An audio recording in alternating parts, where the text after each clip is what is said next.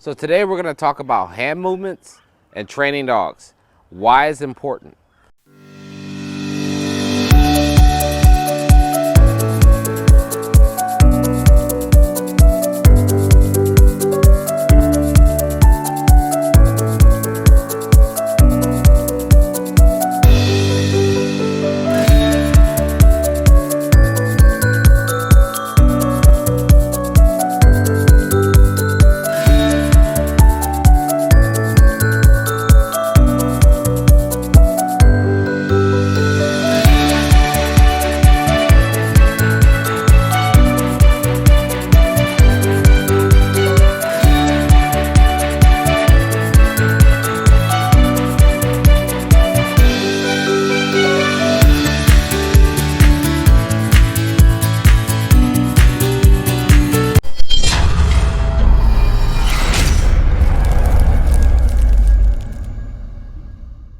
If your hand movements are all over the place, so is going to be your dog. Positioning. If you're uncoordinated and you have a hard time dancing and things like that, this is going to be hard for you.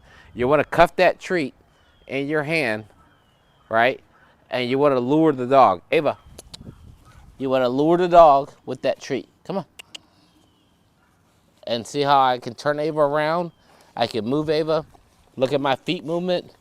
Look at my placement, and look how I set up with Ava, okay? So hand movement is extremely important to dog training. You can never really stand in front of a dog because dogs are masters at body language. You can't stand in front of a dog like this and say, down, Ava, down, Ava, down, Ava, down. She's not gonna go down, right? If I want Ava to go down, I'm gonna stuff that treat in there and I'm gonna lure her to the ground. And I'm gonna release that treat as soon as she hits, all four of her legs hit the ground, right? It's very important. I'll show you again. I want the treat as close to Ava's nose as possible. Ava, here. I want it in her, I want her to be able to, you see she's in there, right? If I slowly start to go down, Ava's gonna go down with that treat. Now, I'll show you an improper way. What most people do with a dog is they create distance from the nose and the treat. And they stand back like this, and they confuse the dog, and they go like this and say, down, Ava. Ava's confused. Down, Ava. She's so confused, right? But then, because she knows the command, she eventually goes down, right? I don't want to do that. I want to teach Ava to follow my hand, to go down with the treat, and then I can give her a command. Ava, here.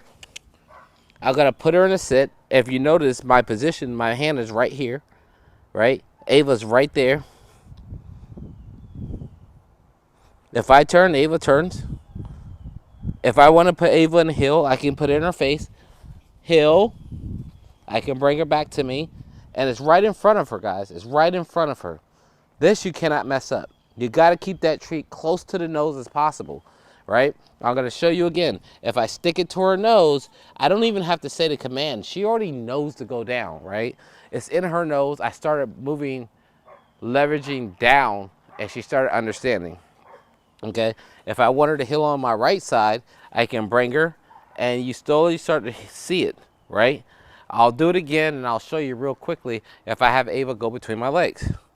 If I got two treats in my hand. I got this one, so I want to bring Ava around. I'm going to have the other treat ready to pass off, so I can bring Ava up, and I can make her sit. Now, I got to reward her, so she did the right thing, because I'm marking that command, all right? So, if you're training your dog, remember, treat the nose, treat the nose, treat the nose. Then you can manipulate the dog. She's following it. Good job, Ava. I'm only a second away from Ava's face, right? If I take that treat and I turn it upside down, you look at her smelling. Ava, here.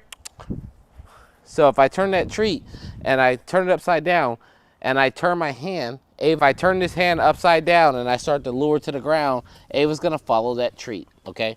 So hand movement, hand positioning, body positioning is very important to dog training. You can't be standing like this trying to tell the dog to sit with your hand out here. You have to be standing directly in front of the dog, eye contact, and tell the dog what you want, and then proceed to do it, okay? So Hand movements for dog training is simply important. If you're doing the wrong hand movements, then the dog is going to do the wrong positioning, and that's hard to correct because the dog will be accustomed to doing the wrong. Ava, here. The dog will be accustomed to doing the wrong positioning. I'm Rodriguez Carter. Anna's holding the camera. That's Ava. We're Madison Bell. You guys be good.